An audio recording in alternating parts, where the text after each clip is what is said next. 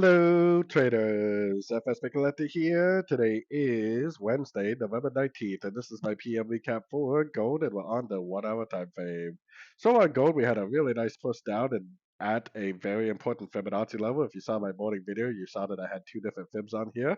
Retracement from here to here, and then an Fibonacci extension projected off the wave A at the bottom of the wave B.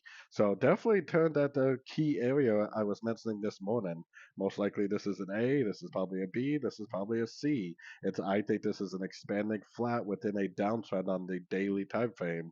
So perhaps what I would do now is go down to a shorter time frame, put your Fibonacci retracement from here to here, watch these Fibonacci retracement levels very closely for a possible reversal to the downside.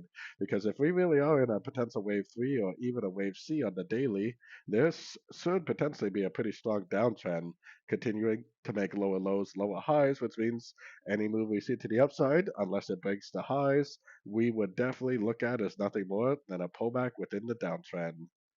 So anyways, don't forget to check out my website, linked over here in the corner. And as always, thank you for watching and happy trading.